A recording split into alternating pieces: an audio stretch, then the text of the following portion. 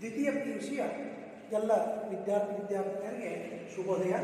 ಇವತ್ತು ಕನ್ನಡ ವಿಷಯದ ಗದ್ಯ ಭಾಗದ ಎರಡನೆಯ ಪಾಠವಾದಂಥ ವಾಲ್ಪರೈ ಅಭಿವೃದ್ಧಿ ತಂದ ದುರಂತ ಅನ್ನುವಂಥ ಪಾಠವನ್ನು ನಾವು ಇವತ್ತು ಅವಲೋಕಿಸೋಣ.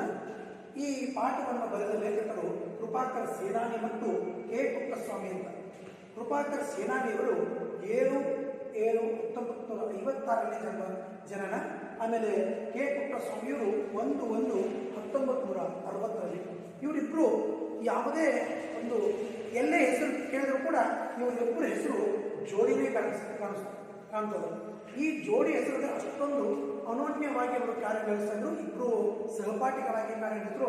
ಇವರು ಮೂಲತಃ ಮೈಸೂರಿನವರು ಛಾಯಾಗ್ರಹಣದಲ್ಲಿ ಖ್ಯಾತ ವ್ಯಕ್ತಿಗಳು. ಛಾಯಾಗ್ರಹಣದ ಗೊತ್ತಿರ್ತದೆ, ವಿಡಿಯೋ ಶೂಟಿಂಗ್ ಅಂತೀವಿ ನಾವು. ವಿಡಿಯೋ ಶೂಟಿಂಗಲ್ಲಿ ಹೆಸರಾಂತ ಏಷ್ಯಾ ಖಂಡದಲ್ಲಿ ಪ್ರಥಮವಾಗಿ ಹೆಸರನ್ನು ಗಳಿಸಿರುವಂಥ ಫೇಮಸ್ ಪ್ರಸಿದ್ಧ ಛಾಯಾಗ್ರಾಹಕರು ಗ್ರೀನ್ ಆಸ್ಕರ್ ಅಂತ ಇರ್ತಾರೆ ನೋಡಿ. ಯಾವುದೇ ಒಂದು ಛಾಯಾಗ್ರಹಣದ ಒಂದು ಪಿಕ್ಚರ್ ಮಾಡಿದ್ರೆ ಅಥವಾ ಒಂದು ಸಿನಿಮಾವನ್ನು ಮಾಡಿದ್ರೆ ಅದಕ್ಕೆ ಏನಾಗ್ತದೆ, ಒಂದು ಅವಾರ್ಡನ್ನು ಕೊಡ್ತಾರೆ. ಯಾವುದು ಟಾಪ್ ಮೋಸ್ಟ್ ಅವಾರ್ಡ್ ಯಾವುದಪ್ಪ ಅಂದ್ರೆ ಆಸ್ಕರ್ ಅಂತೇಳಿ. ಅದರಲ್ಲಿ ಇವರಿಗೆ green Oscar award. Green Oscar ಅಂದ್ರೆ ಏನು, ಈ ಪರಿಸರದ ಬಗ್ಗೆ ನಿಸರ್ಗದ ಛಾಯಾಚಿತ್ರವನ್ನು ಯಾರು ಮಾಡ್ತಾರಲ್ರಿ ಅದನ್ನ ಏಷ್ಯಾ ಖಂಡದಲ್ಲೇ ಎಲ್ಲ ಫಿಲಮನ್ನು ಆ ಛಾಯಾಗ್ರಹಣವನ್ನು ವೀಕ್ಷಿಸಿ ಅದಕ್ಕೆ ಸೂಪರ್ ಅನ್ನುವಂಥ ಒಂದು ಅವಾರ್ಡನ್ನು ಕೊಡ್ತಾರೆ. ಸೀಳು ನಾಯಿಗಳನ್ನು ಕುರಿತು ಸಾಕ್ಷ್ಯಚಿತ್ರವನ್ನು ರಚಿಸಿ ಇವರು ಆ ಸೀಳು ನಾಯಿಗಳು ಅಂತ ಆ ಫಾರೆಸ್ಟ್ನಲ್ಲಿ ಅರಣ್ಯದಲ್ಲಿ ಸಿಕ್ಕಾಗ ಅವುಗಳ ಬಗ್ಗೆ ಅಭ್ಯಾಸ ಮಾಡ್ತಾ ಹೋಗಿ ಒಂದು ಅವುಗಳ ಬಗ್ಗೆ ಸಂಪೂರ್ಣ ಛಾಯಾಚಿತ್ರಣವನ್ನು ರೆಡಿ ಮಾಡಿದರು. ಅವರು ಏಷ್ಯಾದಲ್ಲೇ ಮೊದಲ ಬಾರಿಗೆ ಈ ಗ್ರೀನ್ ಆಸ್ಕರ್ ಅವಾರ್ಡನ್ನು ತಗೊಂಡಂತ ಇಬ್ಬರು ಸ್ನೇಹಿತರು. ಇವರು ಒಂದು ವಿಶೇಷವೇ, ಮಧುಮಲೈ ಅಂತ ಒಂದು ಬೆಟ್ಟದ, ಮಹದೇಶ್ವರ ಬೆಟ್ಟ ಅಂತಾರೆ, ಮಧುಮಲೈ ಬೆಟ್ಟ. ಆ ಬೆಟ್ಟದಲ್ಲಿ ಇವರು ಶೂಟಿಂಗ್ ಹೋದಾಗ ನಿಮ್ಗೆ ಗೊತ್ತದ್ರಿ, ಕಾಡುಗೊಳ್ಳ ವೀರಪ್ಪನ್ ಇವರು ಒಂದಿನ ಇಬ್ಬರು ಕೂತಿದ್ದಾರೆ. ಇವ್ರಿಗೆ ತಮಿಳು ಬರಲ್ಲ, ಯಾಕಂದ್ರೆ ಇವರಿಬ್ಬರು ಕನ್ನಡದವರು, ತಮಿಳು ಬರ್ತಾ ಇರಲಿಲ್ಲ. ಆ ಸಮಯದಲ್ಲಿ ಒಂದು ಫಾರೆಸ್ಟ್ನಲ್ಲಿ ಹೋಗಿ ಒಂದು ಆಶ್ರಮ ಥರ ಇದ್ದಲ್ಲಿ ಅಲ್ಲಿ ಬೇರೆಯವ್ರ ಜೊತೆ ಆ ಆದಿವಾಸಿಗಳ ಜೊತೆ ಇದ್ದಾಗ ಯಾವುದೋ ಒಂದು ರೀತಿಯಿಂದ ವೀರಪ್ಪನಿಗೆ ಇವರು ಮೆಸೇಜ್ ಮುಟ್ಟಿತು.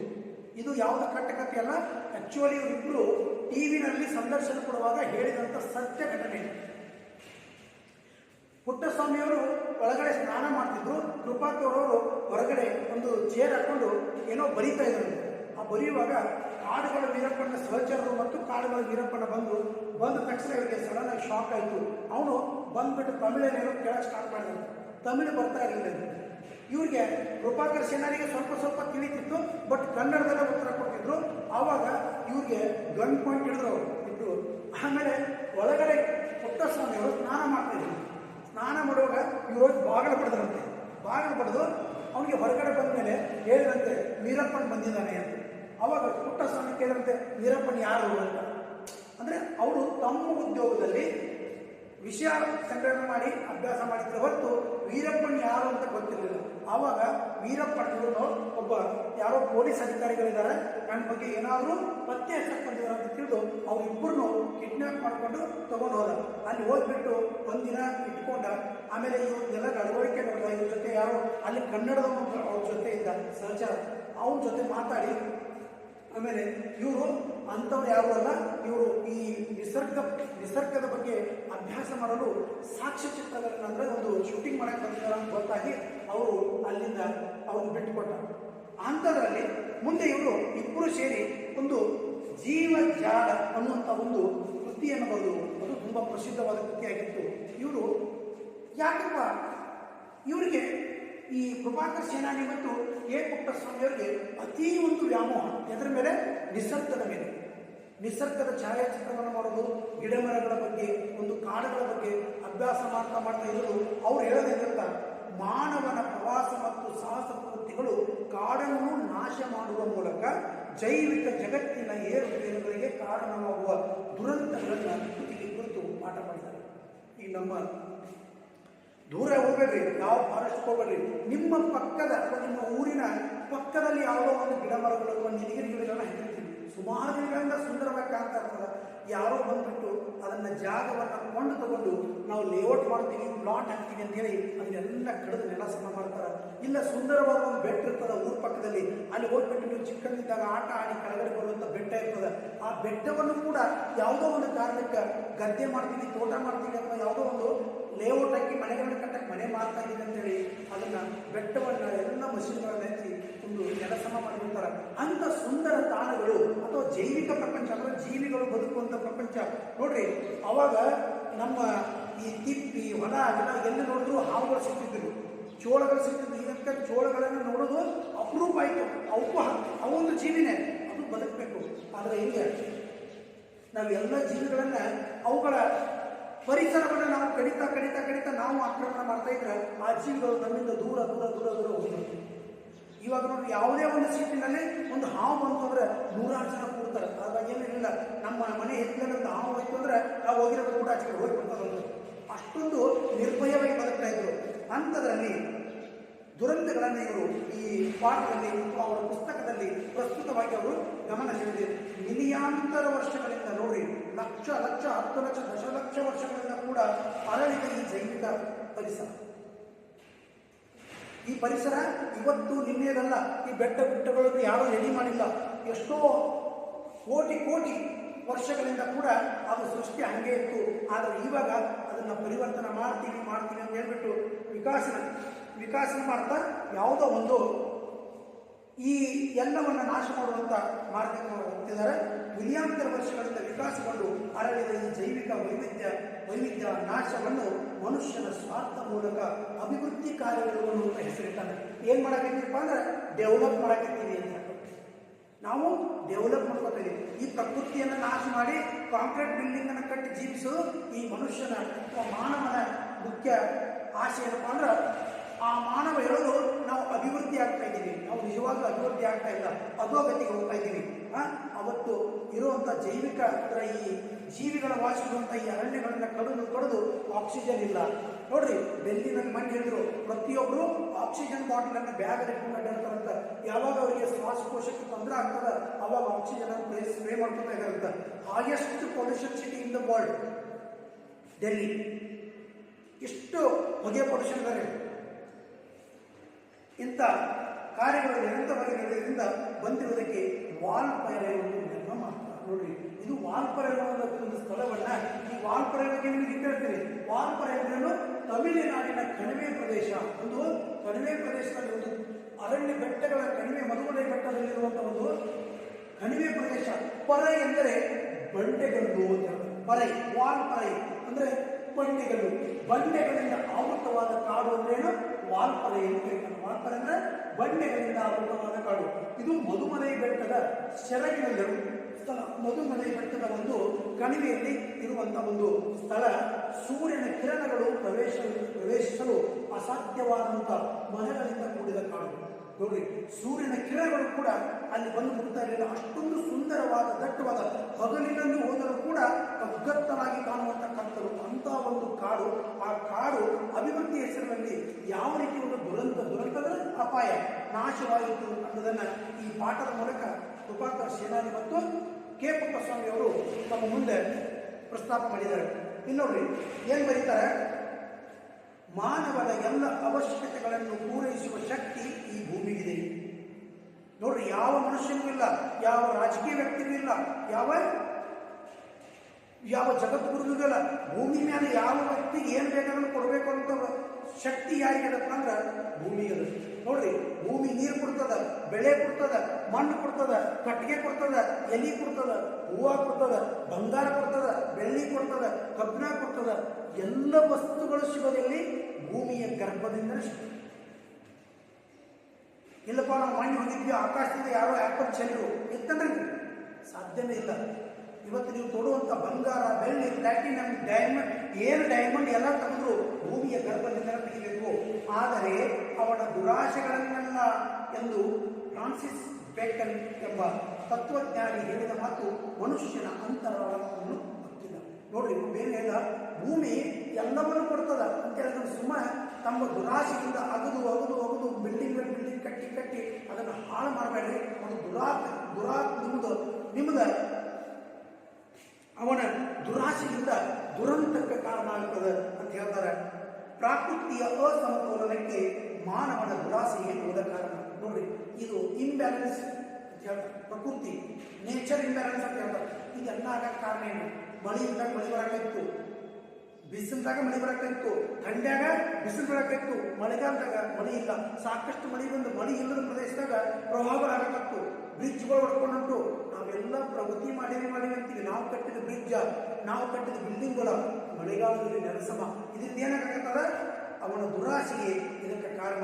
ಹಣದ ಬೆನ್ನು ಹತ್ತಿರುವ ಮಾನವ ಪ್ರಕೃತಿಯನ್ನ ನಾಶಗೊಳಿಸುತ್ತ ಅಟ್ಟಹಾಸವೆನಿಯುತ್ತಿದ್ದಾನೆ. ನೋಡಿ, ಮನುಷ್ಯನಿಗೆ ಏನು ಬೇಕಾಗಿದೆ? ಕೇವಲ ಹಣ. ಕಸ ಹಿಡಿದು ರಸದವರೆಗೆ ಮಾರಾಕತ್ತಾನೆ, ಏನು ಬೇಕಂದ್ರೂ ಮಾರಾಕತ್ತಾನೆ. ಆಕಳು ಉಚ್ಚಿ ಮಾರ್ತಾನ, ಆಕಳು ಸಗಣ ಮಾರ್ತಾನ, ಹಾಲು ಮಾರ್ತಾನ, ಏನೆಲ್ಲ ಮಾರಾಕತ್ತಾನೆ. ಆಸೆಯ ದುರಾಸೆಯಿಂದ ಬೆಳೆಗಳಿಗೆ ಔಷಧ ಹೊಡೆದ 3 ತಿಂಗಳಿಗೆ ಬರುವಂಥ ಬೆಳೆಯನ್ನು ಒಂದೇ ತಿಂಗಳಲ್ಲಿ ತೆಗೆದು ವ್ಯಾಪಾರ ಮಾಡಕತ್ತಾನೆ. ಇದರಿಂದೆಲ್ಲ ಕಾರಣೇನು? ಹಾಲಿನಲ್ಲಿ ಕಲ್ಮಶವಾದ ಕೆಲವೊಂದು ವಸ್ತುಗಳನ್ನ, ಫರ್ಟಿಲೈಸರ್ಸ್ ಅಂತ ಕೆಲವೊಂದು ವಿಷಯಗಳನ್ನ, ಆ ವಿಷಯಗಳನ್ನು ಬೆರೆಸಿ ನೋಡ್ರಿ. ಮೊನ್ನೆ ಟಿವಿನಲ್ಲಿ ತೋರಿಸಿದ್ರು. ಟಿವಿನಲ್ಲಿ ಯಾಕೆ? ನಮ್ಮ ಊರಾಗ ನಾವು ಸ್ವಂತ ನೋಡಿದೀವಿ. ಏನಪ್ಪಾ ಅಂದ್ರೆ ಬೆಲ್ಲ ಮಾಡಬೇಕಾದ್ರೆ 20% ಕಬ್ಬಿನ ಹಾಲು, 80% ಸಕ್ಕರೆ ಮಿಕ್ಸ್ ಮಾಡಿ ಅಂತ ವಿಷಯವನ್ನು ಬೆರೆಸಿ ಆ ಸಕ್ಕರೆ ನೋಡ್ರಿ. ಮೊದಲು ಬೆಲ್ಲ ತಿಂದ್ರೆ ಶುಗರ್ ಬರ್ತದೆ, ಈಗಾಗಲೂ ಬರೋದಿಲ್ಲ. ಈಗ ಏನ್ ಮಾಡ್ಯಾರ? ಸಾವಯವ ಕೃಷಿ ಅನ್ನುವಂತ ಒಂದು ಹೆಸರು ಕೊಟ್ಟಾರ. ಅದಕ್ಕೆ ಆ ಬೆಲ್ಲ ಮೊದಲು ನೋಡ್ರಿ ₹3 ಕೆಜಿ, ₹4 ಕೆಜಿ ಸಿಗುವಂತ ಬೆಲ್ಲ ಇವತ್ತು ₹30 ಸಿಕ್ಕರೂ ಕೂಡ ಸಕ್ಕರೆ ಮಿಕ್ಸ್. ನೀವು ಸಾವಯವ ಬೆಲ್ಲವನ್ನು ತಗೋತೀವಿ ಅಂದ್ರೆ ₹200 ರೇಟ್, ಕೆಜಿಗೆ ₹200. ನೋಡ್ರಿ ಕಾಲ ಹೆಂಗ್ ಬಂತು. ಬೆಳೀತಾ ಇದೀವಿ ಅನಿಸ್ತದ, ಆದ್ರೆ ನಾವು ಅಧೋಗತಿಗೆ ಹೋಗ್ತಾ ಇದೀವಿ. ಮಾನವ ಪ್ರಕೃತಿಯನ್ನ ನಾಶಗೊಳಿಸುತ್ತಾ ಅಟ್ಟಹಾಸವೆನಿಯುತ್ತಿದ್ದಾನೆ. ಗಣಿಗಾರಿಕೆ ಏನಿಲ್ಲ, ಬಂಗಾರ ಬೆಳ್ಳಿ ಎಲ್ಲ ಭೂಮಿ ಒಳಗೆ ತೆಗೆದುಕ ಅಡ್ಡುದ್ರಿ. ಮರಳು ದಂಧೆ, ನೀರಿನ ಮಾರಾಟ, ಅರಣ್ಯ ಲೂಟಿ, ಪ್ರಾಣಿ ಸಂಕುಲಗಳ ಬೇಟೆ ಇವೆಲ್ಲವೂ ಪ್ರಕೃತಿ ಮತ್ತು ಜೀವಜಾಲಕ್ಕೆ ವಿನಾಶವನ್ನು ತಂದಿದೆ. ಅರಣ್ಯ ನಾಶದಿಂದ ಪ್ರಾಣಿ ಸಂಕುಲ ನಾಶ. ಒಂದು ತಿಳ್ಕೋರಿ, ಮೇವು ಹಾಕಲಿ ಅಂದ್ರೆ ಏನು ಸಾಯ್ತದೆ? ಹೌದಾ? ಹಂಗಾದ್ರೆ ಅರಣ್ಯದಲ್ಲಿರುವಂತಹ ಪ್ರಾಣಿಗಳು ಎಲ್ಲಿ ಹೋಗ್ತೀವಿ? ಅವುಗಳ ಗಿಡ ಮರಗಳನ್ನೆಲ್ಲ ಕಳೆದ್ರಿ ತಿರುಗಾಡಿ ಅಲಿದಾಡಿ ಸುಂದರವಾಗಿ ತಮ್ಮ ಸ್ವತಂತ್ರ ಜೀವನವನ್ನು ಕಂಡು ಬದುಕಿರುವಂತ ಪ್ರಾಣಿಗಳು ಕೇವಲ ಬೆರಳೆಣಿಕೆಯಲ್ಲಿ ಬಂದ್ಬಿಡ್ತಾವ. ನೋಡ್ರಿ, ಭಾರತ ದೇಶದಲ್ಲಿ ಹುಲಿಗಳು ಎಷ್ಟು ಅಂದ್ರೆ 12,000 ಅದಾವ ಅಂತ ಹೇಳ್ತಿದ್ರು. ಇವಾಗ 298 ಹುಲಿ ಅದಾವ ಅಂತ ಎಣಿಕೆ ಮಾಡ್ಯಾರ. ಎಣಿಕೆ ಕಣ್ಣು ಮುಚ್ಚಿ ಬೇರೆ ಕಡೆ ಇನ್ನೊಂದು 100 ಇರ್ಬೋದು, ಬಟ್ ಎಣಿಕೆ ಮಾಡಿ ಅವ್ರು ಹೇಳಕತ್ತಾರ. 10,000 ಗಟ್ಟಲೆ 20,000 ಗಟ್ಟಲೆ ಹುಲಿಗಳಿರುವಂತಹ ದೇಶ ನಮ್ಮದು. ಹುಲಿ, ಆನೆ, ಕರಡಿ ಎಲ್ಲ ಪ್ರಕೃತಿಯಲ್ಲಿ ನಮ್ಮ ಸುಂದರವಾದ ಪ್ರಪಂಚದಲ್ಲಿ ಸ್ವತಂತ್ರವಾಗಿ ಅಲಿಯುವಂತ ಪ್ರಾಣಿಗಳು. ಅಂಥವನ್ನೆಲ್ಲ ನಾವು ನಾಶ ಮಾಡ್ತಾ ಇದ್ದೀವಿ. ಅದ್ರ ಜೊತೆ ಹವಾಮಾನ ವೈಪರೀತ್ಯ ನೋಡ್ರಿ. ಮೊದಲು ಎತ್ತಿನ ಗಾಡಿ, ಸೈಕಲ್ ತಗೊಂಡು ಅಡ್ಡಾಡುವಂಥವ್ರು ಯಾರಿಗೂ ಅಸ್ತಮ ಇರಲಿಲ್ಲ, ದಮ ಇರಲಿಲ್ಲ, ಯಾವುದೇ ಕೆಟ್ಟ ರೋಗಗಳು ಇರಲಿಲ್ಲ, ಶ್ವಾಸಕೋಶಗಳ ಪ್ರಾಬ್ಲಮ್ ಇರಲಿಲ್ಲ, ಹಾರ್ಟ್ ಅಟ್ಯಾಕ್ ಬರ್ತಾ ಇರಲಿಲ್ಲ. ಇವಾಗ ಪ್ರತಿಯೊಬ್ಬರು ನೋಡ್ರಿ, ಎದಕ್ಕೆ? ನರಗಳ ಪ್ರಾಬ್ಲಮ್, ಹಾರ್ಟ್ ಪ್ರಾಬ್ಲಮ್, ಅಲ್ಲಿ ನೋವು, ಕುತ್ತಿಗೆ ನೋವು ಎಲ್ಲ ನೋವು. ಯಾಕೆ? ಈ ಅರಣ್ಯ ನಾಶದಿಂದ ಆಕ್ಸಿಜನ್ ಕಡಿಮೆ ಆಗ್ತದೆ. ಇನ್ನು ಸ್ವಲ್ಪ ನಾವು ಒಂದು 30% ಒಳ್ಳೆ ಆಕ್ಸಿಜನ್ ಪಡಿತಾ ಇದ್ದೀವಿ. ಆದ್ರೆ ಬೆಂಗಳೂರು ಸಿಟಿ ಒಳಗೆ ತಮ್ಮ ಮನೆಯೊಳಗೆ ಒಂದೊಂದೇ ಗಿಡ ತಗೊಂಡು ಮುಗಿಸ್ಕೊಳಕತ್ತಾರೆ. ಇಂಥ ಪರಿಸ್ಥಿತಿ ಆಗಿದೆ. ಬರಗಾಲ, ಜಲಮೂಲಕ ನಾಶ. ನೋಡ್ರಿ, ಬರಗಾಲವೂ ಬೀಳ್ತದೆ ವಿಪರೀತ. ಒಂದು ಕಡೆ ಮಳೆ ಇಲ್ಲ, ಒಂದು ಕಡೆ ಸಾಕಷ್ಟು ಮಳೆಯಾಗಿ ವಿಪರೀತವಾಗಿ ಮಳೆ ಬಿದ್ದ ಜಲದಿಂದ ಎಲ್ಲ ಭೂಮಿಗಳು ಕೊಚ್ಚೋಗಿ ಮಂದಿ, ಜನ, ದನಗಳ ರಕ್ತ. ಇದರಿಂದ ನಾನಾ ಕಾಯಿಲೆಗಳ ತವರಾಗಿ ಮಾನವ ಮತ್ತು ಪ್ರಾಣಿ ಸಂಕುಲಗಳ ಬದುಕು ದುರ್ಬಲವಾಗುತ್ತಿವೆ. ನೋಡಿ, ಬುರ್ದುರಿ ಮನುಷ್ಯ ನಾನು ಆರಾಮ ಎಸಿ ತಗೊಂಡು ಫ್ಯಾನ್ ಹಚ್ಕೊಂಡು ಮನೆಯಾಗ ಇದೀನಿ ಅಂದ್ರೆ ಇಲ್ಲ, ಅವನು ಅತಿಗೆಟ್ಟ ಹೊಂಟಾನ. ಆರೋಗ್ಯ ಕಂಪ್ಲೀಟ್ಲಿ ಆರೋಗ್ಯ ನಾಶ. ಅಂತ ಆರೋಗ್ಯಕ್ಕೆ ಕಾರಣ ಯಾರು? ನಾವೇ ಈ ಪ್ರಕೃತಿಯನ್ನು ನಾಶ ಮಾಡ್ತಾ ಇದ್ದೀವಿ. ಈ ಪ್ರಕೃತಿ ನಾಶದಿಂದ ಇದೆಲ್ಲ ಬರ್ತದೆ.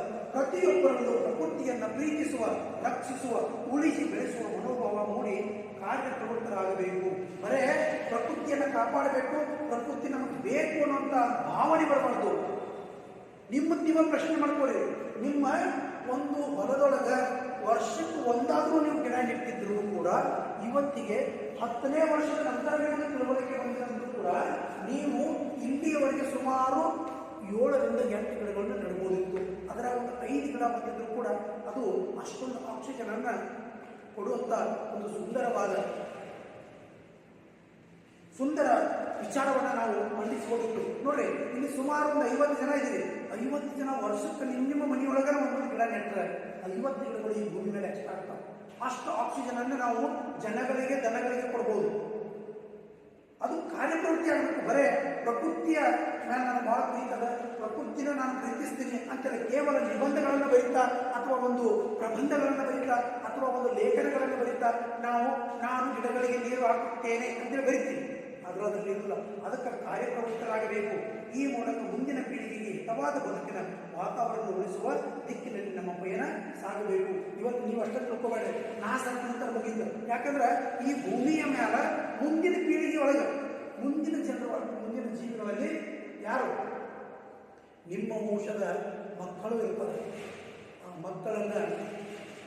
ಆ ಮಕ್ಕಳಿಗೆ ಒಂದು ಒಳ್ಳೆಯ ವಾತಾವರಣವನ್ನು ಕೊಟ್ಟು ಹೋಗುವುದು ನಿಮ್ಮೆಲ್ಲರ ಕರ್ತವ್ಯ ಅಂತೇಳಿ ಈ ಲೇಖಕರು ಹೇಳ್ತಾರೆ. ಅದರಂತೆ ನಾನು ನನ್ನ ಅನಿಸಿಕೆಯನ್ನು ಹೇಳ್ತೀನಿ.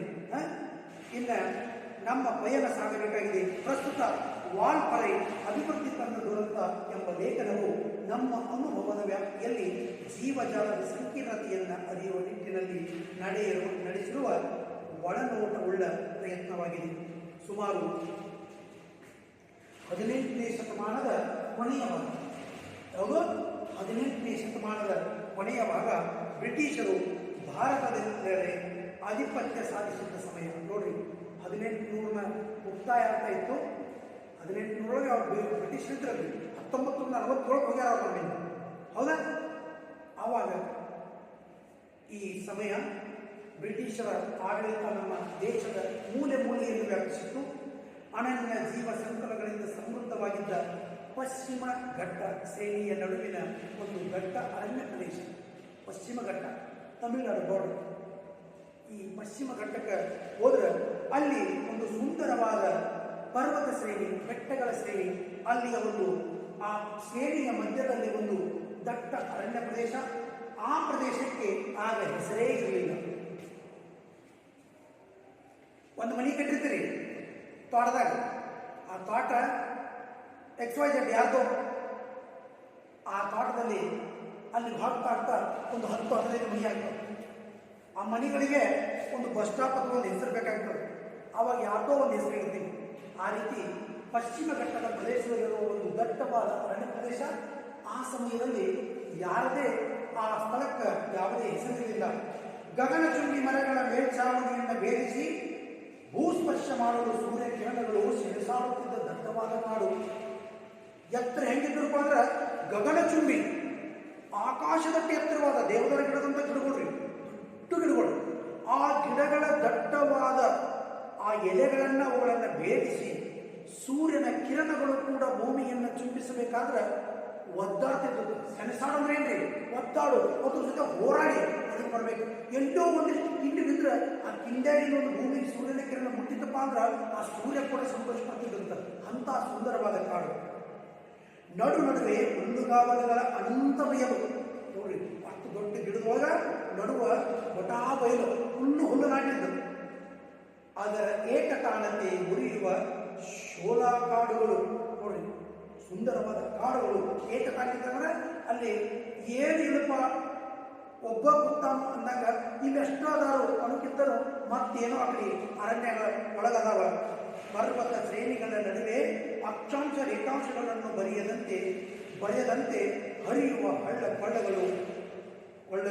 ನೋಡಿ, ಅಂತ ಒಂದು ಸುಂದರವಾದ ಕಾಡಿನಲ್ಲಿ ಮ್ಯಾಲಿಂದ ನಾವು ಫೋಟೋ ತೆಗಿತೀವ್ರ. ನಮ್ಮದು GPS ಮಾತ್ರ ಗೊತ್ತಿಲ್ರಿ ಊರಾಗ. ಅಲ್ಲಿ ನೋಡ್ರಿ, ನಿಮ್ಮ ಊರಾಗ ಇನ್ನೊಂದು ದೊಡ್ಡ ಹಳ್ಳವಾದ ರೋಡವಾದ ಕಾಣ್ತಾವ. ಅತ್ತ ಇತ್ತ ಅಕ್ಷಾಂಶಗಳ ರೇಖಾಂಶಗಳಂತೆ ಕಂಡು ಬರುವಂಥ ಭೂಮಿಯ ಮೇಲೆ ಅಕ್ಷಾಂಶ ರೇಖಾಂಶಗಳು ಹೆಂಗೆ ಕಾಣ್ತಾವ, ಆ ರೀತಿಯಾಗಿ ಏನು ಕಾಣ್ತಾವ, ಅಲ್ಲಿ ಹರಿಯುವಂಥ ನದಿಗಳು ಮತ್ತು ಕೊಳ್ಳಗಳು ಮತ್ತು ಹಳ್ಳಗಳು ಕಾಣ್ತಾ ಇದಾವೆ. ಕಗ್ಗತ್ತಲ ಕಂಡು ಎಂದು ಹೆಸರುವಾಸಿಯಾಗಿದ್ದ ಆಫ್ರಿಕಾದಂತೆ ಅದು ಹೊರಗಿನ ಜನಕ್ಕೆ ಪರಿಚಯವಿರಲಿಲ್ಲ. ನೋಡಿ, ಮೊದಲು ಆಫ್ರಿಕಾವನ್ನು ಏನಂತ ಕರಿತಿದ್ರು? ಸೂರ್ಯನ ಉಕ್ಕುಳಾಗ್ತಿದ್ರು. ಅಂದ್ರೆ ಅಷ್ಟು ಕಾಡು ಕಗ್ಗತ್ತಲೆ ಕಂಡ ಅಂತ ಕರಿತಿದ್ರು. ಅದೇ ರೀತಿಯಾಗಿ ಯಾರೂ ನೋಡಲಾರದಂತ ಒಂದು ಈ ಬೆಟ್ಟದ ಕಾರಣ ನಂತರ ದಿನಗಳಲ್ಲಿ ವಾಲ್ಪರೈ ಎಂಬ ನಾಮಕರಣಗೊಂಡು ಈ ನಿಗೂಢ ಪ್ರದೇಶದ ಅಂತರಂಗವನ್ನು ಭೇದಿಸುವ ಸಾಕ್ಷಿಗಳು ಯಾರೂ ಇಲ್ಲಿಗೆ ಬಂದಿರಲಿಲ್ಲ. ಆ ಹೆಸರನ್ನ ನಂತರ ವಾಲ್ಪರೈ ಮೇಲೆ ಹೆಸರು ಕರೆಸ್ಬೋದಲ್ಲ, ಅಂಥದನ್ನ ಹುಡುಕಾಡಿ ಆ ಬೆಟ್ಟದಲ್ಲಿ ಇನ್ನೊಂದು ಸುಂದರವಾದ ತಾಣ ಅದ ಅನ್ನೋದನ್ನ ಕಂಡುಹಿಡಿಯಲಿಕ್ಕೆ ಯಾರೂ ಬಂದಿರಲಿಲ್ಲ. ಅಂಥ ಕಾಡಿನಲ್ಲಿ ಸುಂದರವಾದ ಬೆಟ್ಟಗಳ ನಡುವೆ ಆ ಬೆಟ್ಟಗಳು ಸುಂದರತೆಯನ್ನು ನೋಡಿದ್ರೆ ಅದರ ವರ್ಣನೆಯನ್ನು ನಾವು ನಿಜವಾಗೂ ಸಾಧ್ಯ ಇಲ್ಲ. ಈಗ ನಾವೇ ಯಾವುದೋ ಒಂದು ಊರಿಗೆ ಹೋಗ್ತಿರ್ತೀವಿ, ಅದೊಂದು ಸುಂದರವಾದ ಬೆಟ್ಟ, ಯಾವತ್ತೋ ಒಂದು ದೇವಸ್ಥಾನ ಇರ್ತಿದ್ದಲ್ಲಿ ಯಾರೋ ಹೇಳ್ಬಿಡ್ತಾರೆ ಅಲ್ಲಿ ಗುಂಡು ಬೆಟ್ಟಿಲ್ಲ ಸಣ್ಣದಿರ್ತದೆ, ಅಲ್ಲಿ ಸುಮಾರಾಗಿ ಯಾರೋ ಕೆಲವೊಬ್ರು ಹೋಗ್ತಿದ್ರು, ಯಾರೋ ನಾವು ಅಲ್ಲಿ ಹೋಗ್ಬಿಡ್ತಾರೆ, ನಮ್ಗೆ ಎಷ್ಟು ಸುಂದರ ಅನಿಸಿದ್ರೆ ಈ ಜಾಗಕ್ಕೆ ಹೋಗಬಾರ್ದು. ಅಂಥ ಸುಂದರ ಕಾಡು, ಅದನ್ನ ಹಾದಿ ಕಂಡು ಹಿಡ್ಕೊಂಡು ಇಲ್ಲಿವರೆಗೂ ಯಾರೂ ಅಲ್ಲಿ ಹೋಗಿರಲಿಲ್ಲ. ಆದರೆ ಬ್ರಿಟಿಷರು ಆಗಮಿಸಿದ ನಂತರ ನೋಡ್ರಿ, ಬ್ರಿಟಿಷರದೊಂದು ದೊಡ್ಡ ಗುಣ, ಬ್ರಿಟಿಷರು ಆಗಮಿಸಿದ ನಂತರ ಆ ಅರಣ್ಯ ವಲಯ ಅಜ್ಞಾತ ವಲಯವಾಗಿ ಬಹಳ ದಿನ ಉಳಿಯಲಿಲ್ಲ. ಅಜ್ಞಾತ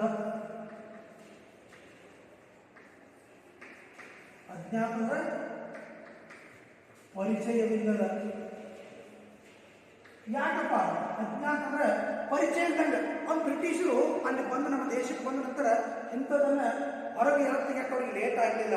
ಯಾಕಂದ್ರೆ ಅವರಿಗೆ ಹೊಸತನವನ್ನು ಶೋಧಿಸುವ, ಅನ್ವೇಷಿಸುವ ಪ್ರವೃತ್ತಿ. ನೋಡ್ರಿ, ಒಂದೇನಿತ್ತು, ಹೊಸದನ್ನು ಶೋಧಿಸುವ, ಏನಾದರೂ ಹೊಸದನ್ನ ಸಂಶೋಧಿಸುವ, ಹುಡುಕಾಟ ಮಾಡೋದು, ಶೋಧಿಸುವ ಹೊಸದನ್ನು ಶೋಧಿಸುವ ಮತ್ತು ಅನ್ವೇಷಿಸುವ.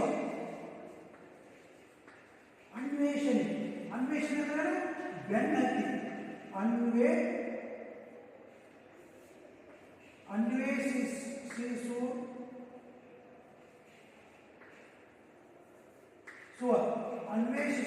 ಅವರು ಆ ಬ್ರಿಟಿಷರ ಗುಣ ಏನಪ್ಪಾ ಅಂದ್ರೆ, ಇಲ್ಲಿ ಬಂದಿವಂತ ಬಳಕ ನೋಡ್ರಿ, ಕೆಲವೊಂದು ವಿಷಯಗಳನ್ನು ನೀವು ಇನ್ನೂ ಡಿಗ್ರಿ ಓದ್ಬೋದು.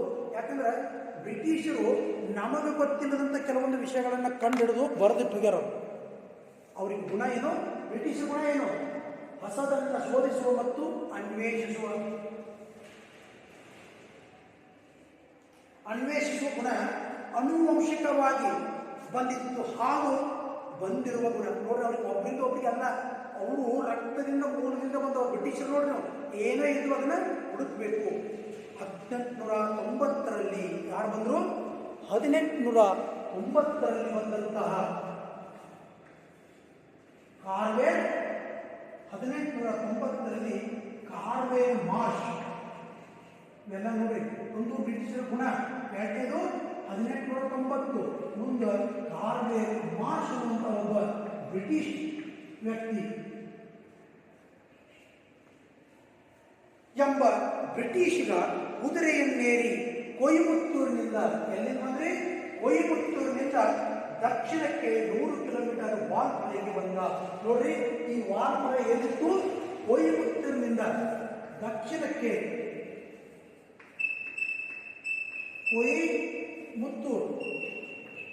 ಕೊಯಮತ್ತೂರಿನಿಂದ ದಕ್ಷಿಣಕ್ಕೆ 100 ಕಿಲೋಮೀಟರ್ ದೂರದಲ್ಲಿತ್ತು. 100 ಕಿಲೋಮೀಟರ್ ದೂರದಲ್ಲಿತ್ತು. ಆ ದೂರದಲ್ಲಿರುವ ಈ ವಾಲ್ಪಾರೆಯನ್ನ ಅವನು ಹುಡುಕಾಡ್ತಾ ಬಂದ. ಜೀರುಂಡೆಗಳ ಗದ್ದಲಲ್ಲಿ, ಜೀರುಂಡೆ ಅಂದ್ರೆ ಈ ಗೀಸಿಗದೆ ಸಣ್ಣ ಹುಳ ತಗೊಳ್ತಾನೆ ಜುಯ್ಯಂತೇಳಿ, ಅಂತ ಹುಡುಗರ ಗದ್ದಲಲ್ಲಿ ತನ್ಮಯವಾಗಿದ್ದ. ನೋಡ್ರಿ, ಅತಿ ಶಾಂತವಾಗಿದ್ದ ಕಗ್ಗತ್ತಲು ಅರಣ್ಯವನ್ನು ಪ್ರವೇಶಿಸ ಬಂದ. ಅಲ್ಲಿ ಹೊಕ್ಕ ಕಾಡಿನ ಅನ್ವೇಷಣೆಗೆ ಬಂದ ಮಾರ್ಚ್ಗೆ ಒಂದು ಚಕ್ರವಿರುವುದರಲ್ಲಿ ಸಿಕ್ಕು ಬಿದ್ದಿರುವುದು ಅರಿವಾಗುತ್ತಲಿತ್ತು. ನೋಡ್ರಿ, ಬಂದ ಹುಡುಕಾಡ್ತು ಬಂದ ಜಂಗದ ಹೊಕ್ಕ. ಆ ಹೊಕ್ಕ ನಂತರ ವಾಲ್ಪಾರೆ ದಕ್ಷಿಣಕ್ಕೆ, ಕೊಯಮತ್ತೂರಿನಿಂದ ದಕ್ಷಿಣಕ್ಕೆ 100 ಕಿಲೋಮೀಟರ್ ಬಂದ. ಅಲ್ಲಿ ಬಂದು ಹೊಕ್ಕ ನಂತರ ಅವನಿಗೆ ದಿಕ್ಕು ತಿಳಿಯಲಿಲ್ಲ. ಹೆಜ್ಜೆಗೂ ಸರಪಳಿಯಂತೆ ಮರದಿಂದ ಮರಕ್ಕೆ ತೂಗು ಬಿದ್ದಿದ್ದ 100 ಬಳ್ಳಿಗಳನ್ನು ಭೇದಿಸುವುದೇ ಸವಾಲಾಯಿತು. ನೋಡ್ರಿ, ಬೆಳಗ್ಗೆ ಹೋಗಿಲ್ಲ ಮೂಲಕ ಗಿಡ ಮರ ಬಳ್ಳಿಗಳು ಹೆಂಗ್ ಬೇಕಂದ್ರೆ ಬೆಳೆದ ಒಂದು ಗಿಡಕ್ಕೆ ಮತ್ತೊಂದು ಗಿಡಕ್ಕೆ ಇದರಾಗಿ ತಿಳಿ ಬಿದ್ದು ಕಂಪ್ಲೀಟ್ ಅದೊಂದು ಬಳ್ಳಿ ತರ ಆಗಿಬಿಟ್ಟಿತ್ತು.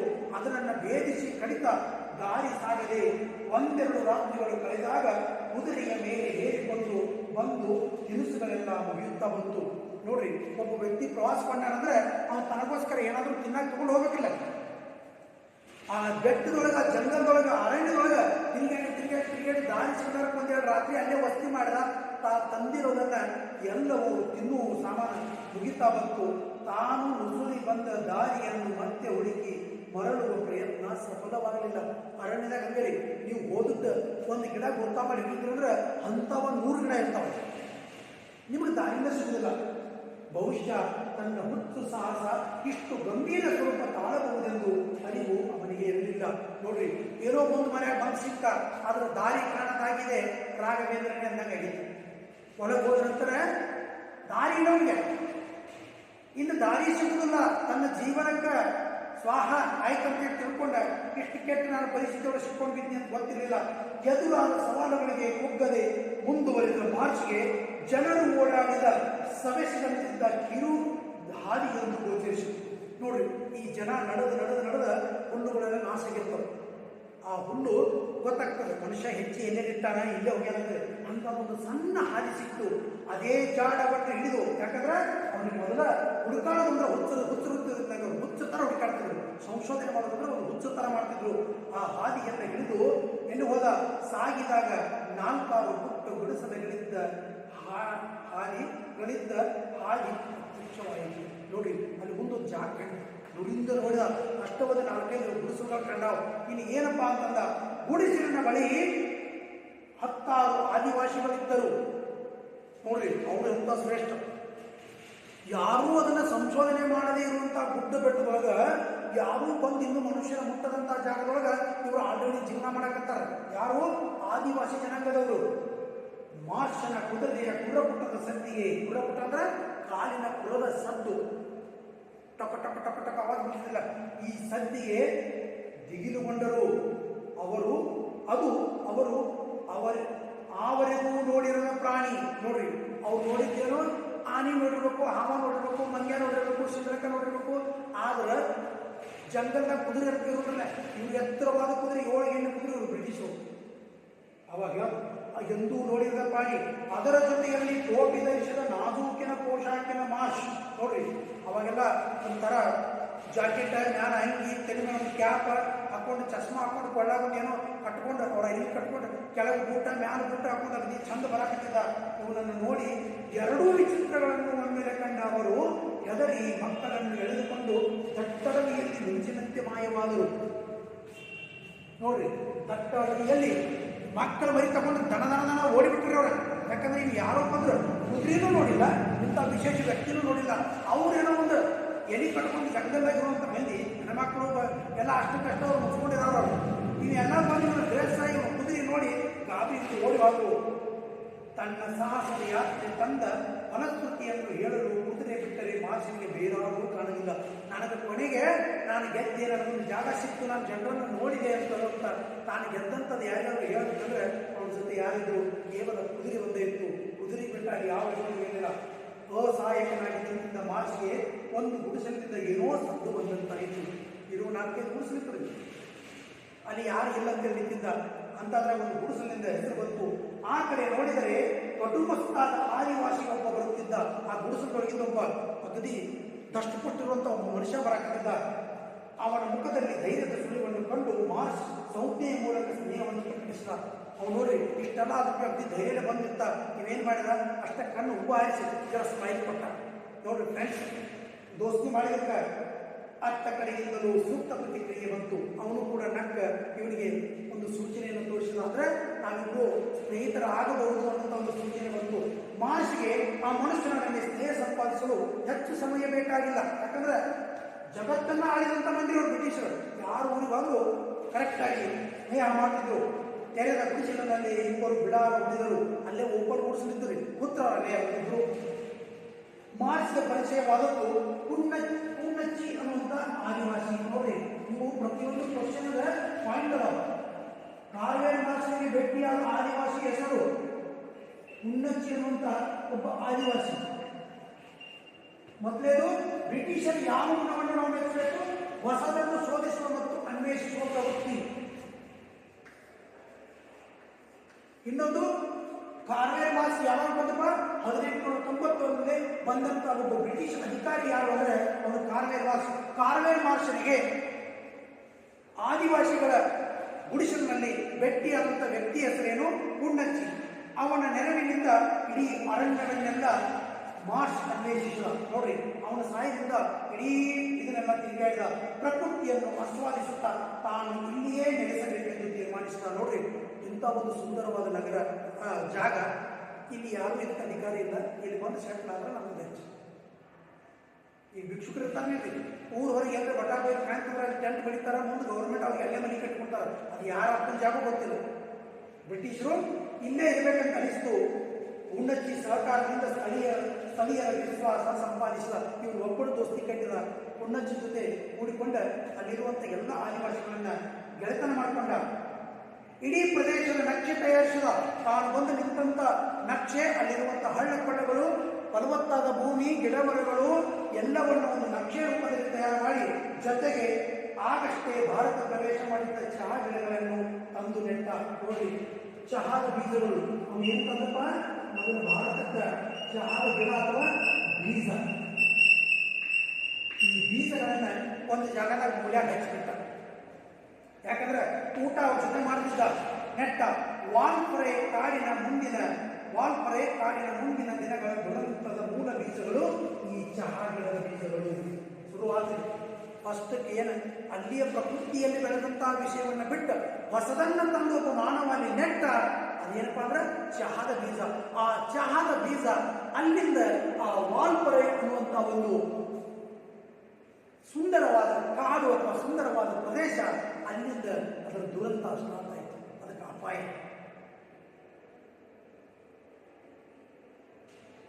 ಹೊಸ ಜಾಗದಲ್ಲಿ ಚಹಾ ಗಿಡಗಳು ಹುಡುಸಾಗಿ ಬೆಳೆಯಲು ಆರಂಭಿಸಿದವು.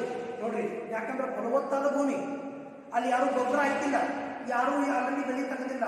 ಅಂಥದ್ರಲ್ಲಿ ಬಹಳ ಚಂದ ಬೆಳೆದು ಮಾರ್ಚ್ ನಿಧಾನವಾಗಿ ಕಾಡು ಕಡಿಯುತ್ತಾ ಚಹಾ ಗಿಡಗಳನ್ನು ಪಳಗಿಸುತ್ತಾ ತೋಟವನ್ನು ವಿಸ್ತರಿಸುತ್ತಾ ನಡೆದ ಸಮೃದ್ಧವಾಗಿ ಬೆಳೆದ ತೋಟವನ್ನು ಆನಂದಿಸುತ್ತಾ ನೋಡಿ, ಬಹಳ ಸುಂದರವಾದ ತೋಟಗಳಾಯಿತು.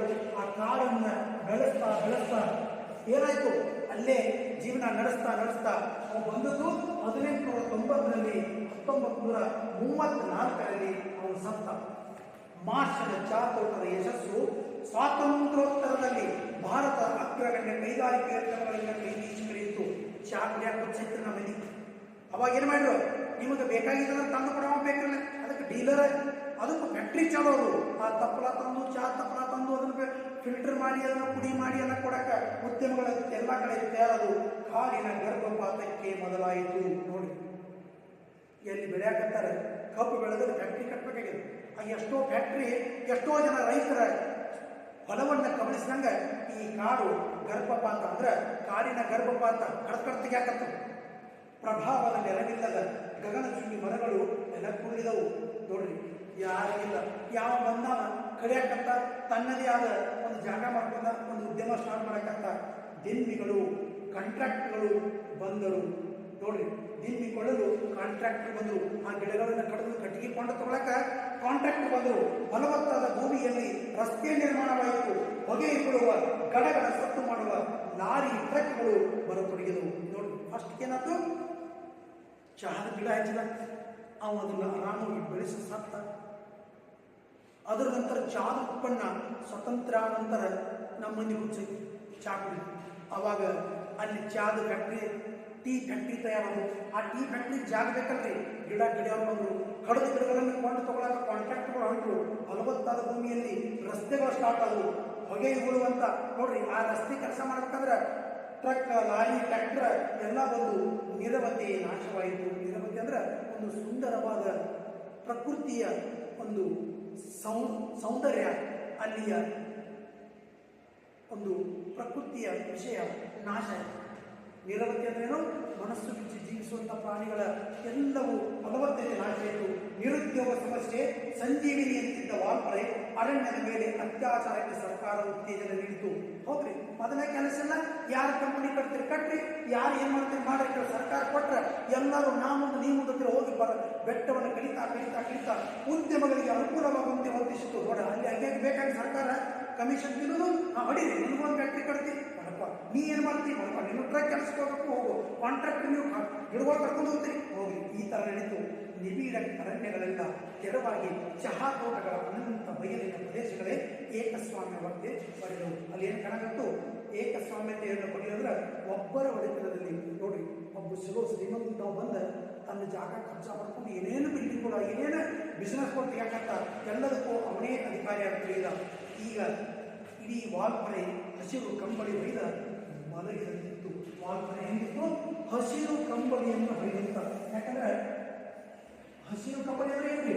ಚಹಾ ತೋಟ. ದೂರಿಂದ ನೋಡಿ ನೀವು ಈ ಕಾಫಿ ತೋಟಗಳನ್ನ ನೋಡ್ತಾ ಇದ್ರೆ ದೂರಿಂದ ಎಲ್ಲ ಹಸಿರು ಕಂಬಳಿ ಹೊಚ್ಚಾರೆ ನೋಡ್ತಾರೆ. ಕಂಬಳಿಯನ್ನು ಒಯ್ದಂತಿತ್ತು. ಕಣ್ಣು ಕಾಣುವ ಬಳಿಕು ಚಹಾ ತೋಟದ ಅನಂತ ಬಯಲು. ದಿಗಂತ ರಂಚಿನ ಬಯಲೆ. ದಿಗಂತ ಅಂದ್ರೆ ಈ ದಂಡಿಂದ ನೋಡಿ ಆ ಸೂರ್ಯ ಇನ್ನೇನು ಭೂಮಿಯೊಳಗಡೆ ತಾನು ಮುಳುಗಾಕತ್ತಾನ ಅನ್ನೋ ತುದಿವರೆಗೂ ಹೆಂಗಾಗ್ತಿತ್ತಂದ್ರೆ ಎಲ್ಲವೂ ಹಸಿರು. ಮಾಲೆ ಮಾಲೆಯಾಗಿ ಸಹಸ್ರ ಸಹಸ್ರ ಚಲನ ಬೈಲಿಯನ್ನು ಹರಡಿರುವ ಇದು ಮಾನವ ಸ್ವಾರ್ಥಕ್ಕೆ ದಕ್ಕಿದ ವಿಜಯ ಪತಾಕೆ. ನೋಡ್ರಿ, ಎಷ್ಟು ಮಾನವ ತನ್ನ ಸ್ವಾರ್ಥಕ್ಕಾಗಿ ನಾ ಇದನ್ನೆಲ್ಲ ಪಡ್ಕೊಂಡು ಸಾಧಿಸಿ ನನಗೆ ಸಿಕ್ತು ಅನ್ನುವಂಥ ಒಂದು ವಿಜಯದ ಪತಾಕೆ ಅಂತ ಕಾಣ್ತಿತ್ತು. ಅಂದ್ರೆ ತನ್ನ ದುರಾಸೆಯನ್ನ ಸಾಕಾರ ಮಾಡಿಕೊಳ್ಳಲು ಇಡೀ ಪ್ರಕೃತಿಯನ್ನು ನಾಶ ಮಾಡಿ ನಾನೇ ಒಬ್ಬ ಶ್ರೇಷ್ಠ ವ್ಯಕ್ತಿ ಅನ್ನುವಂಥ ಮನುಷ್ಯ ಬಂದ. ವಾಲ್ಪರೆಗೆ ಹಿಂದಿನ ನಿರುದ್ಯೋಗ ಸಮಸ್ಯೆಯನ್ನು ಸ್ವಲ್ಪ ಮಟ್ಟಿಗೆ ನಿವಾರಿಸಿದ ಹೆಗ್ಗಳಿಕೆ ಇದೆ. ನೋಡಿ, ಅವಾಗ ಜನ ಹಳ್ಳಿ ಒಳಗೆ ದುಡಿಯಾಕ್ತಿಲ್ಲ. ಯಾಕಂದ್ರೆ ಸ್ವಾತಂತ್ರ್ಯ ಸಿಕ್ಕಂದ್ರೆ ಎಲ್ಲಿ ಏನು ಉದ್ಯೋಗಿದ್ರು ನಮ್ಮಲ್ಲಿ. ಆವಾಗ ಅದರ ಹಿಂದಿನ ಸೊಬಗು ಮತ್ತು ವೈಭವದ ಸಣ್ಣ ಕುರು ಉಳಿಯದಂತೆ ಮಾಡಿದ ಮಾನವ ಸಾಮರ್ಥ್ಯಕ್ಕೆ ಬಿಂಬವಾಗಿದೆ. ಅಲ್ಲಿ ಹಿಂದೆ ಜನರಿಗೆ ನೌಕರಿಯನ್ನು ಕೊಟ್ಟ, ಕೆಲಸ ಕೊಟ್ಟ, ಕೂಲಿ ಕೊಟ್ಟ, ಅದರ ಪ್ರಕೃತಿಯನ್ನೆಲ್ಲ ನಾಶ ಮಾಡಿದ. ಆದರೆ ಈ ಅಭಿವೃದ್ಧಿ ಅಲ್ಲಿನ ಜೀವ ಸಂಕುಲಗಳ ಮೇಲೆ ಬೀರಿರಬಹುದಾದ ದುಷ್ಪರಿಣಾಮಗಳ ಬಗ್ಗೆ ಅರಿವುವಾಗಲಿಲ್ಲ. ಪ್ರಾಣಿಗಳು ಎಲ್ಲಿ ಹೋಗಬೇಕು, ಹುಲಿ ಸಿಂಹಗಳು ಎಲ್ಲಿ ಹೋಗಬೇಕು, ಎಲ್ಲ ಪಕ್ಷಿಗಳು ಎಲ್ಲಿ ಹೋಗಬೇಕು, ಗಿಡ ಮರಗಳನ್ನೆಲ್ಲ ನೋಡಿದ್ರೆ ಅವು ಏನು ತಿನ್ನಬೇಕು ಅನ್ನುವಂಥದ್ದು ಯಾರಿಗೂ ಅರಿವಾಗಲಿಲ್ಲ. ಕಾಲಾಂತರದಿಂದ ಈ ಕಾಡಿನ ಅಧಿಪತ್ಯ ಸ್ಥಾಪಿಸಿಕೊಂಡು ಸ್ವಚ್ಛಂದವಾಗಿ ಬದುಕಿದ್ದ ಸಿಂಹ ಬಾಲದ ಕೋತಿಗಳು ನೆನಪಿಟ್ಕೊಡಿ. ಅದನ್ನ ನಿಮ್ಗೆ ಕಾಶಿ ಬಂದಾಗ ಅವು ಹೆಂಗಿರ್ತಾವ ತೋರಿಸ್ತೀವಿ. ಸಿಂಹ ಬಾಲದ ಕೋತಿಗಳು ಗಿಡದಿಂದ ಗಿಡಕ್ಕೆ ಹಾರಿಕೊಂಡು ಇದು ಜಂಪ್ ಮಾಡ್ಕೊಂಡು ಅದೇ ಆರಾಮಾಗಿ ಕೋತಿಗಳ ನೆಲೆ ಧ್ವಂಸವಾಯಿತು. ಅಂತಹ ಸುಂದರವಾದ ಪ್ರಾಣಿಗಳು ನೆಲೆ ಧ್ವಂಸವಾಯಿತು. ಕಾಡಿನೆಲ್ಲೆಡೆ ಆವರಿಸಿದ ಅವುಗಳ ಸಂಖ್ಯೆ ಕ್ಷೀಣಿಸಿ ಕೇವಲ 2,000ಕ್ಕೆ ಇಳಿದಾಗ ಇಡೀ ಜಗತ್ತೇ ಬೆಚ್ಚಿ ಬಿದ್ದಿತು. ಅಪರೂಪದ ಸಿಂಹಬಾಲದ ಕೋತಿಗಳ ಸಂತತಿ ವಂಶ ನಾಶದ ಅಂಚಿನಲ್ಲಿರುವುದು ಸ್ಪಷ್ಟವಾಯಿತು. ನೋಡ್ರಿ, ದಿನಕ್ಕೆ ದಿನ ಒಂದು ಆಹಾರ ಸಿಗಲಿಲ್ಲ ಎಲ್ಲ ಸತ್ತು ಹೋಗ್ತವೆ. ಎಷ್ಟೋ ಈಗ ನೋಡ್ರಿ ನಾಯಿಗಳಿಗೆಲ್ಲ ಸಿಗ್ತದೆ. ಈ ನಾಯಿಗಳಿಗೆ ಯಾರು ಅಡಿಗೆನ ಹೋಗಿಲ್ಲ, ಏನೂ ತಿನ್ನಲಿಲ್ಲ, ಸತ್ತಲ್ರಿ. ಹುಚ್ಚರು ಕಡ್ದಾಗ ಕಳೆದಿರ್ತಾವೆಲ್ಲ ತಿನ್ನಕ. ಇದರೊಂದಿಗೆ ಕಣ್ಮರೆಯಾದ ಅನೇಕ ಜೀವ ಸಂಕುಲಗಳು ಬೆಳಕಿಗೆ ಬಂದವು. ಆದರೆ ಸಮಯ ಮೀರಿ ನೋಡಿ, ಇದರ ಜೊತೆ ಬಹಳ ಪ್ರಾಣಿಗಳು, ಬಹಳ ಅರಣ್ಯವಾಸಿ ಪ್ರಾಣಿಗಳು, ಸಾಧು ಪ್ರಾಣಿಗಳು, ಕ್ರೂರ ಪ್ರಾಣಿಗಳು ಏನು ಎಲ್ಲಾನು ಇದ್ದವಲ್ಲಿ ಅವೆಲ್ಲವೂ ಸತ್ತು ಹೋಗ್ಯಾವ ಅನ್ನೋದು ಗೊತ್ತಾಯ್ತು. ಆದರೆ ಸಮಯ ಮೀರಿ ಬಿತ್ತು. ಯಾಕಂದ್ರೆ ಗಿಡ ಕುಂಬಾರನಿಗೆ 1 ವರ್ಷ, ಗಂಡಿಗೆ 1 ನಿಮಿಷ ಅಂದಾಗ ಮಣ್ಣನ್ನು ಹದ ಮಾಡಿ, ಮಣ್ಣು ತಂದು ಅದನ್ನೆಲ್ಲ ಹದ ಮಾಡಿ, ಅದನ್ನು ಕೆಸರು ತಯಾರು ಮಾಡಿ, ಗಡಿಗೆ ಮಾಡಿ, ಸುಟ್ಟು ಒಣಗಿಸಿ ನಿಮಗೆ ಕೊಡಾಕ 1 ತಿಂಗಳು ಆಗ್ತದೆ. ಆದರೆ ಒಂದೇ ಒಂದು ಹಳ್ಳ ಹೊಡೆದ್ರೆ 1 ನಿಮಿಷದಾಗ ಹೊಡೆದು ಹೋಗ್ತದೆ. ಹಂಗೆ ಪ್ರಕೃತಿ ಬೆಳೆಸಿದ ಪ್ರಕೃತಿ ಸೌಂದರ್ಯವನ್ನು ಹೊಡೆದು ಹಾಕಕ್ಕೆ ಇವರಿಗೆ ಲೇಟ್ ಆಗಲಿಲ್ಲ. ಆದರೆ ಹೊಳ್ಳೆ ಆ ಪ್ರಕೃತಿಯನ್ನು ಬೆಳೆಸಬೇಕು ಅಷ್ಟು ಈಜಿ ಅಲ್ಲ. ಅವುಗಳ ಬಗ್ಗೆ ಏನೂ ಮಾಡಲಾಗದಂಥ ಅಸಹಾಯಕತೆ ಎಲ್ಲದಲ್ಲಿತ್ತು. ನೋಡಿ, ಆ ಪ್ರಾಣಿಗಳ ಬಗ್ಗೆ ಎಲ್ಲರಿಗೂ ಕನಿಕರ ಇತ್ತು. ಆದರೆ ಆ ಕನಿಕರವನ್ನು ಅರ್ಥ ಮಾಡಿಕೊಂಡ್ರೂ ಕೂಡ ಅವುಗಳಿಗೆ ನಾವು ಏನಾದರೂ ಹೆಲ್ಪ್ ಮಾಡಬೇಕು ಅಂದರೆ ಅಷ್ಟೊಂದು ಕನಿಕರ ಅವರಲ್ಲಿ ಇರಲಿಲ್ಲ. ಅದಕ್ಕಾಗಿ ಈ ಪ್ರಕೃತಿ ಸೌಂದರ್ಯವನ್ನು ನಾವು ನೀವೆಲ್ಲರೂ ಕಾಪಾಡಬೇಕು, ಅದನ್ನು ಒಂದು ಅಳಿವಿನಂಚಿಗೆ ತಗೊಂಡು ಹೋಗಬಾರ್ದು ಅನ್ನೋ ಉದ್ದೇಶದಿಂದ ಈ ಪಾಠವನ್ನು ನಾವು ಅಭ್ಯಾಸ ಮಾಡೋಣ. ಉಳಿದ ಭಾಗವನ್ನು ಮುಂದಿನ ಭಾಗದಲ್ಲಿ ನಾವು ಓದೋಣ.